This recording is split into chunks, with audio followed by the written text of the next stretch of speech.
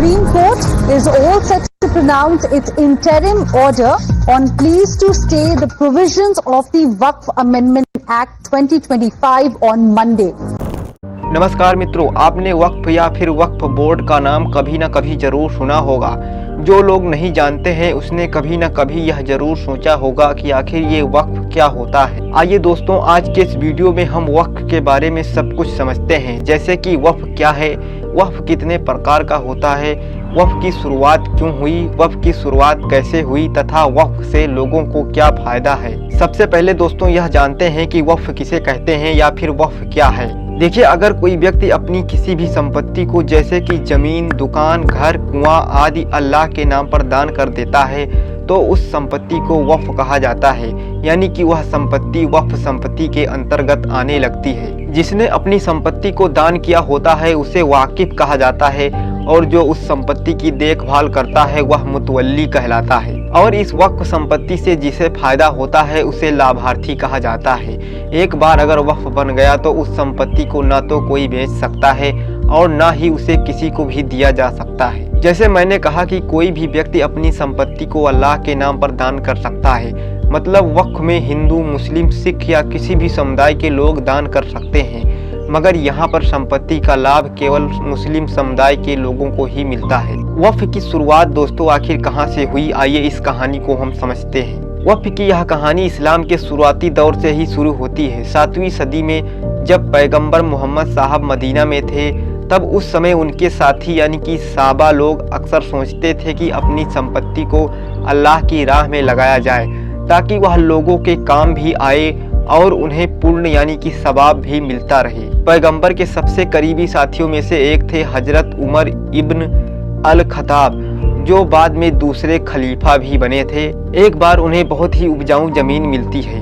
वह पैगंबर मोहम्मद साहब के पास पहुँचे और कहा, या रसूल अल्लाह, मुझे यह ज़मीन मिली है, इससे बेहतर चीज़ मैंने कभी नहीं पाई है। उन्होंने पैगंबर साहब से कहा कि मैं चाहता हूँ कि इसे अल्लाह की राह में लगाया जाए और इसके बारे में आपकी क्या सलाह है। तब पैगंबर साहब ने तुरंत जवाब देते हुए यह कहा कि तुम इस ज़मीन को अगर चाहो तो दान कर सकते हो, लेकिन शर्त यह रहे कि इस ज़मीन को कभी भी बेचा नहीं जा सकेगा और ना ही किसी को विरासत में दिया जा सकेगा। इससे जो फायदा होगा वह गरीबों और ज़रूरतमंद लोगों पर ही खर्च होगा। और दोस्तों यहीं से वक्फ की शुरुआत भी होती है। इसके बाद धीरे धीरे अरब में और फिर पूरे इस्लामी साम्राज्य में लोग अपनी ज़मीनें, कुएं, बाग बगीचे, घर और दुकानें वक्फ करने लगी।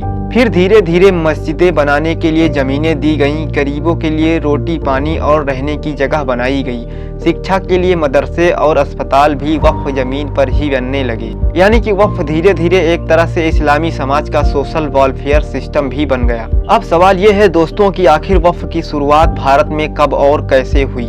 भारत में 1206 ईस्वी में जब दिल्ली सल्तनत यानी कि मुस्लिम शासन की शुरुआत होती है, तब उसी समय दिल्ली और उत्तर भारत के बड़े बड़े अमीर मुस्लिम और बादशाहों ने मस्जिदें, मदरसे और दरगाहों के लिए ज़मीनें वक्फ करने लगे।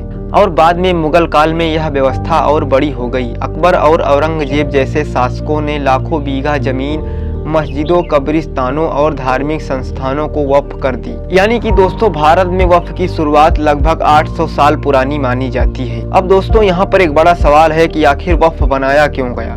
इस चीज को लेकर इस्लाम में एक बहुत ही अहम कॉन्सेप्ट है दोस्तों, सदका ए जरिया, मतलब ऐसा दान जिसका फायदा सिर्फ एक बार न मिले बल्कि पीढ़ियों तक चलता रहे।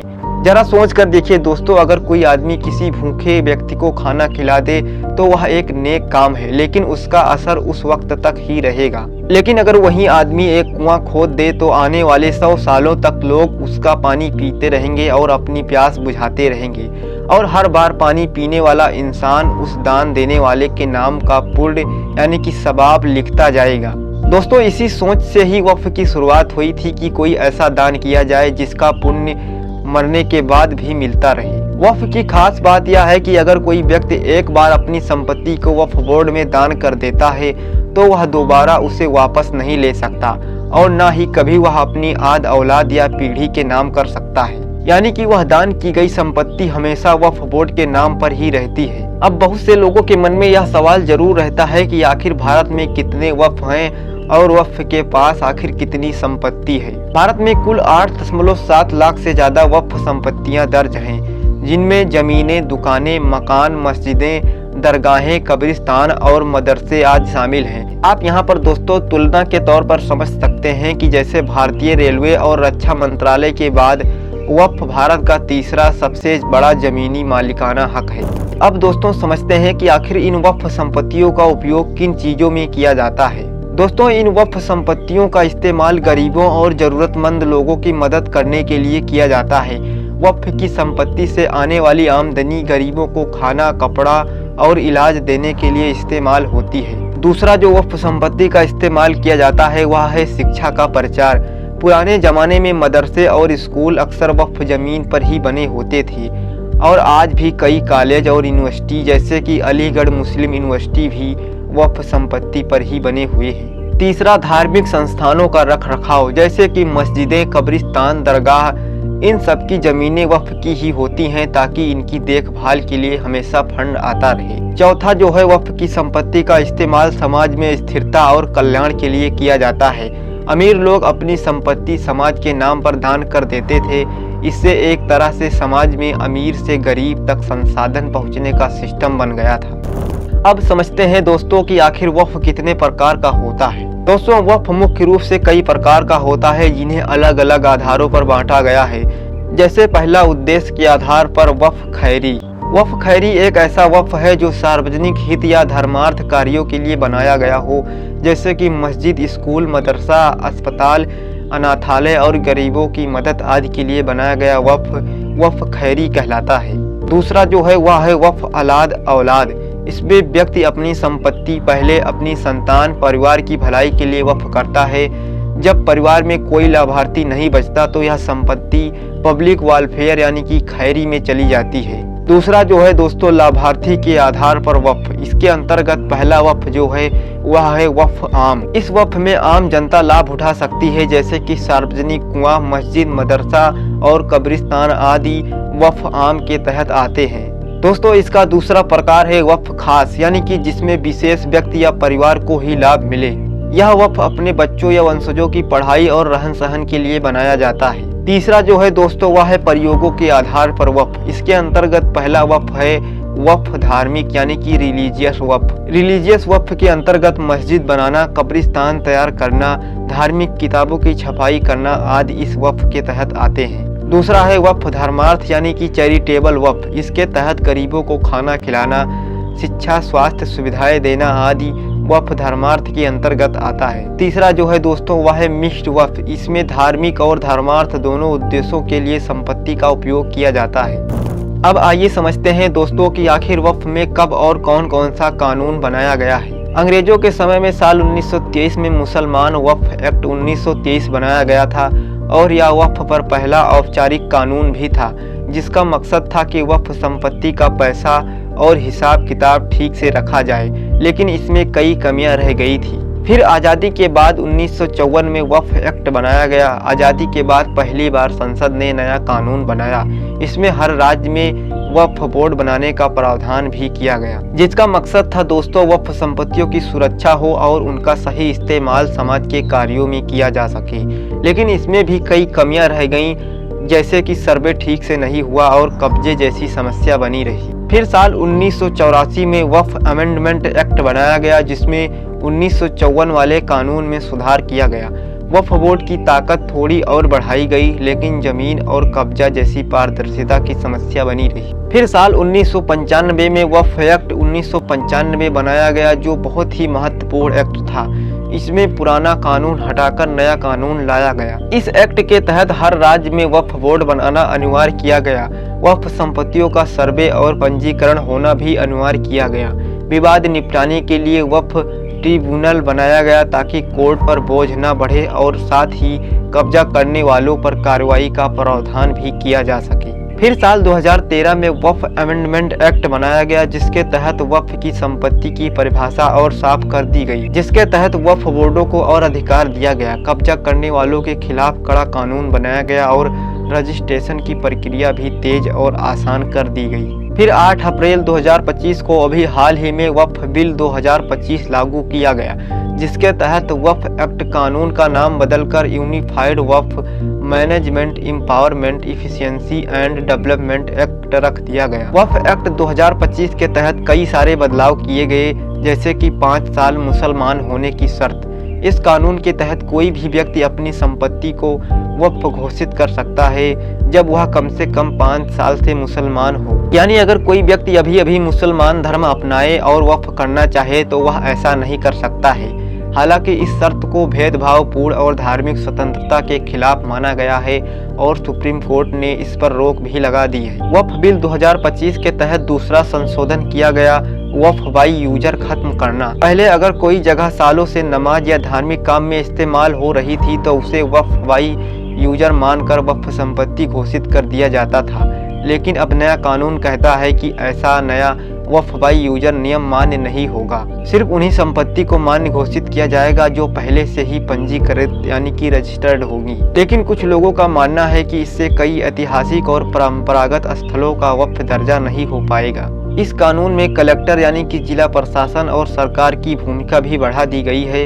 वक्फ बोर्ड के अधिकार कुछ हद तक घट भी गए हैं। आलोचना करने वालों का मानना है कि इससे सरकार वक्फ संपत्तियों पर सीधा नियंत्रण कर सकती है। तीसरा संशोधन जो वक्फ बिल 2025 के तहत किया गया वह है समय सीमा की पाबंदी। नया कानून कहता है कि पुराने वक्फ को 6 महीने से लेकर 1 साल के भीतर ऑनलाइन पोर्टल पर दर्ज कराना होगा।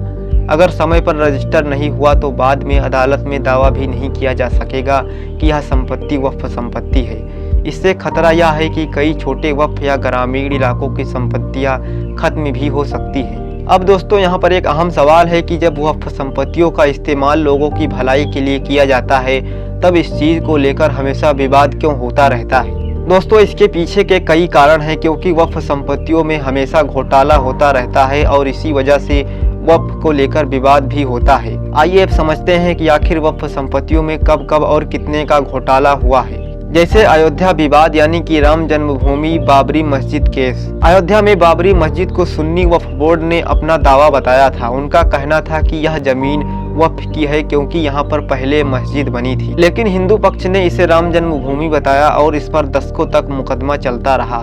फिर फाइनली बाद में 2019 में सुप्रीम कोर्ट ने फैसला सुनाया कि पूरी जमीन राम मंदिर निर्माण ट्रस्ट को दी जाएगी और मस्जिद बनाने के लिए अलग जमीन भी दी जाएगी। इस केस से यह पता चलता है कि वक्फ का दावा धार्मिक विवादों से कितना बड़ा रोल निभा सकता है। दूसरा साल 2012 में कर्नाटक में वक्फ घोटाला हुआ था। कई रिपोर्ट्स के मुताबिक कर्नाटक वक्फ बोर्ड की लगभग 27,000 एकड़ जमीन अवैध रूप से बेच दी गई थी या फिर उसे लीज पर दे दी गई थी।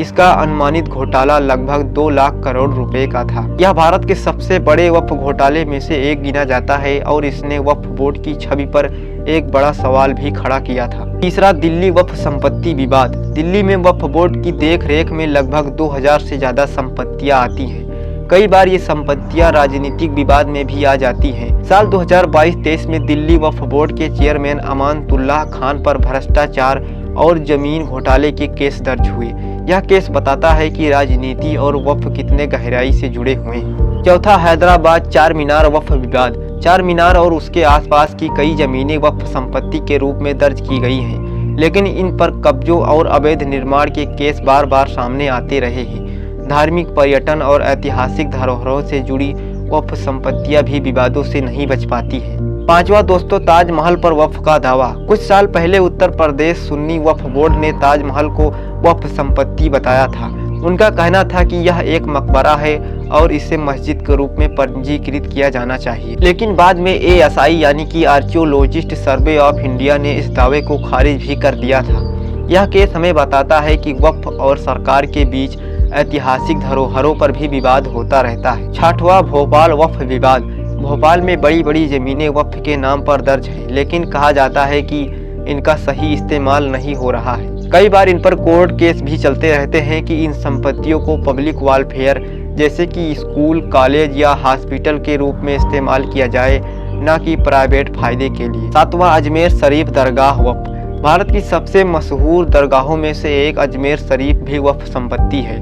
यहाँ हर साल लाखों श्रद्धालु आते हैं और चढ़ावा चढ़ाते हैं। लेकिन बार बार ये आरोप लगते रहते हैं कि इस चढ़ावे और संपत्ति की आमदनी का सही हिसाब किताब नहीं रखा जाता है। दोस्तों, यह रही वक्फ से जुड़ी कुछ जानकारियां। अगर कोई भी जानकारी छूटी हो या गलत लगती हो तो आप हमें कमेंट करके जरूर बताएं। बाकी दोस्तों, इस वीडियो को देखने के लिए आप सभी लोगों का बहुत बहुत धन्यवाद।